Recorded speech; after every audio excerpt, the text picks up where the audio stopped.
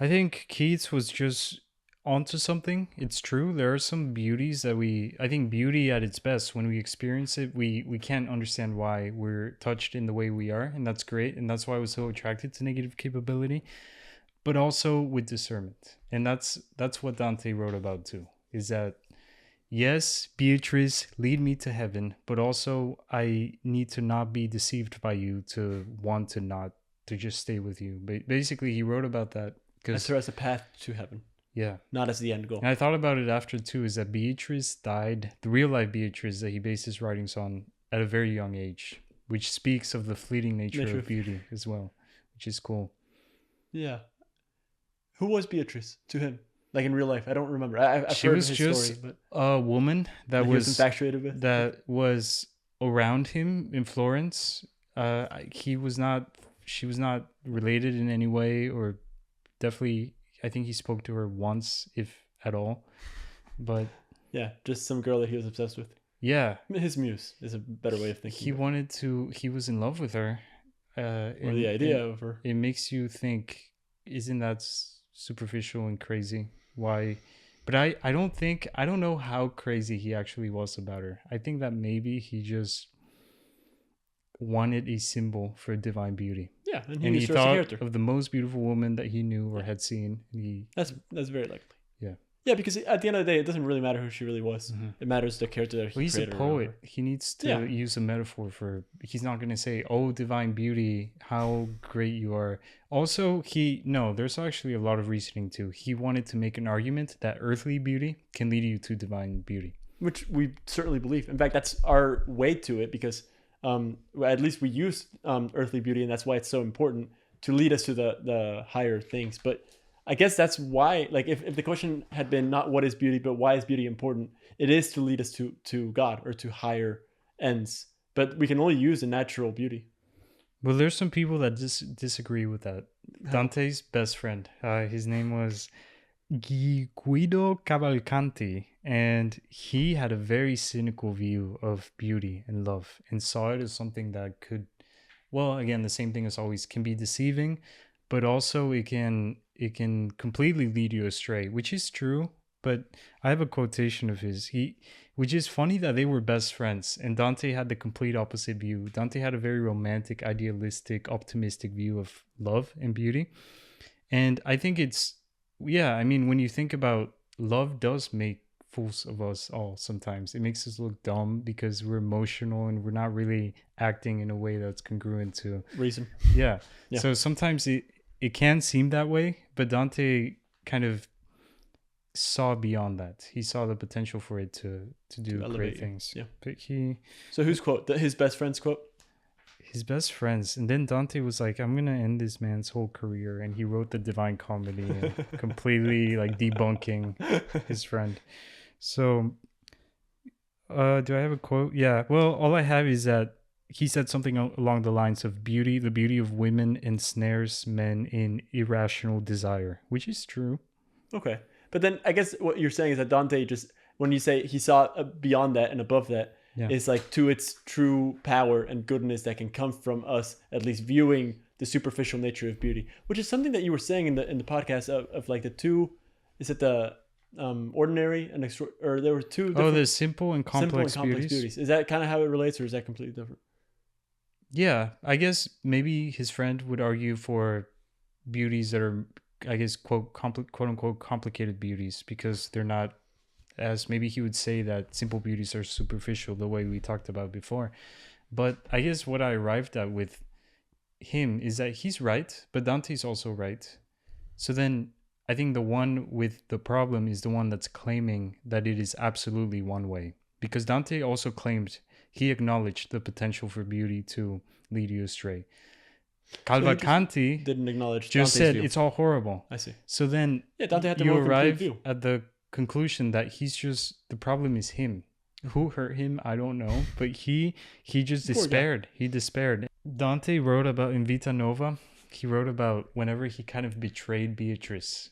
His betrayal of Beatrice was that, what we're talking about, looking at the lower beauty and focusing on it, or not, focusing on making an idol out of beauty. He wrote about this woman, Um,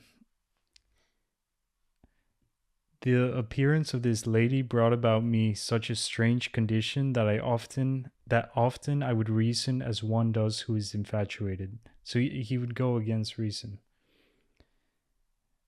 And then, okay, and when I had consented to this, I reconsidered as if moved by reason, and I said to myself, Lord, what kind of thought is this that tries to console me in such base fashion that practically leaves me no other thought? So he's describing the Infatuation. yeah, you just can't think rationally when you let yourself just be deceived by the lower beauties.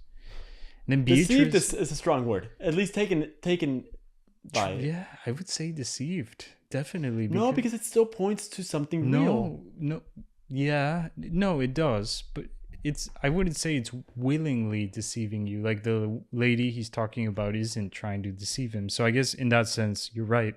I just meant like he's deceived into thinking that this is the end all be all.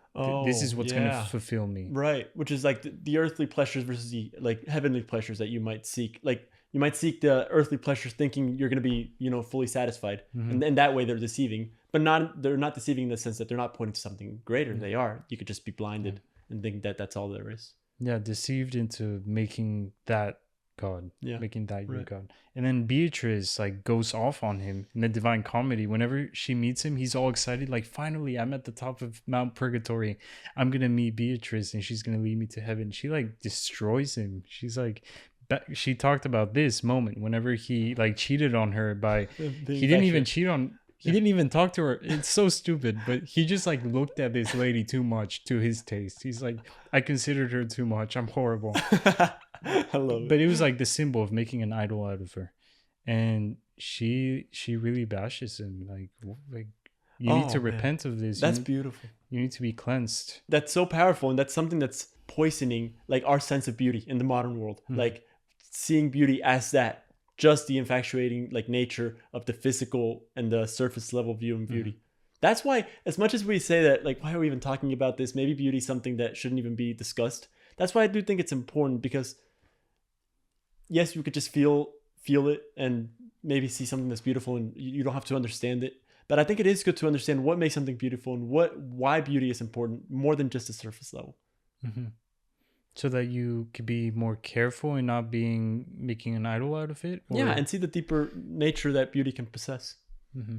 Because I've never thought of beauty as much as I am now. Like it's much easier to just see the surface level view. Yeah. Yeah, I mean, that's a huge problem. I think we all fall to. Matt Frad in Locals, you know how I'm a Locals member. Well, I won't be for... It's going to end soon. But he Not because of anything he did. It's just the membership is running out. Yeah. So he wrote about a picture that he posted. Actually, it was kind of the premium version of it so I couldn't even see the picture, but I saw the text. He described the picture that it was the night he was like 18 years old before his conversion, and he had gone out to like partying to these bars, and it was starting to be dawn. That's how late they were up, and his friend took a picture of the group, and there were all these bars. They were walking the street, and with all the neon signs of the bars. But then in the background, you see the sunrise, like just completely obliterating the neon lights. Oh, that's beautiful. It's like, that's what God is. We grasp at a lower version, like a terrible, sad attempt. Imitation of it. Yeah. Whenever we have access to something so much greater. But it's hard to put that into practice, because the neon lights, whenever it's dark, are so cool. You just like want to go. Yeah. Even do you think is there a place for that though? Yeah, if you leave at a reasonable time, you're like, don't do anything. Yeah, I'm talking about, I guess, if the neon lights are representing just like the earthly beauty and the earthly pleasures, like. Yeah, of course. Yeah, I like it. Yeah. They're a gift. We should. I mean, not the neon. That's kind of dumb. But earthly beauty shouldn't be wholesale rejected. It just gets trumped by the sun. Yeah, it's hard to just be in a place where you're able to appreciate it without trying to grasp at it too much. Mm-hmm. I guess that's what you need to pray for. It's pretty cool, man. Man, you give me these big quotes sometimes and are like expect me to react, and they're like big and long and like difficult to understand in the moment and reflect on them and then spew out a comment, and I end up just either pretending I understood and try to keep the conversation going, or I just freeze. I'm like, that's cool. That's so fun. I always think I need to do a better job. No, it's good Saying because those are beautiful quotes. I didn't have the time to process it in an engaging way. No. That's not what I mean. It's not like that. It's not engaging. It's that. This part I wanted to share with you too. But now that I'm reading it, I realize how boring it must be. Because this is all really cool to me. But they're long quotations and they're not easy to process. So go for it. I want to hear it anyways. I might not have good insights on it right away. So this is when... Or any insights at all. Dante has ascended into a higher level sphere of heaven. And he asks Beatrice why she's not smiling anymore. And she says, "Were I to smile, you would become such as was Semele," I don't know who that is, "when she turned to ashes. For my beauty, which along the steps of the eternal palace is kindled the more, as you have seen, the higher ascent. Were it not tempered, it's so resplendent that your mortal powers at its flash would be like the bow shattered by a thunderbolt." She's basically saying you would explode if I smiled. What? Do you remember? Oh man, Rick Riordan was actually onto something in the Percy Jackson books. Do you remember Percy? I never thought that would come up. Seriously, I've been thinking about that since the first episode when we were talking about beauty. But specifically in this, like the gods, you couldn't see them in their godly form. Really? Like if you did, you would explode, or like you couldn't take it because it was too much. So they showed in their like human. You don't remember this? No. Okay, well I guess that's it. But that's exactly what it is. He got it from here, maybe. Yeah, well, no, for sure. No, and there's something to Havel. Look at me. There's something to this though, like about the fact that like beauty. Maybe that is why we can't like. Maybe we can only take so much beauty. Like, why does that point to? Like, why did you find that interesting? One, I found it funny that Dante would literally explode. No. If she's like, if I smile, you just won't be There is such a thing as too much beauty for us. Like, if God just showed up, like, we wouldn't be able to take it. Like, we can't. That's what that is pointing to. Yeah. And that's kind of what... We get, like, veiled views. As much as we can handle. And that's what Jesus was. He was a veiled view of God.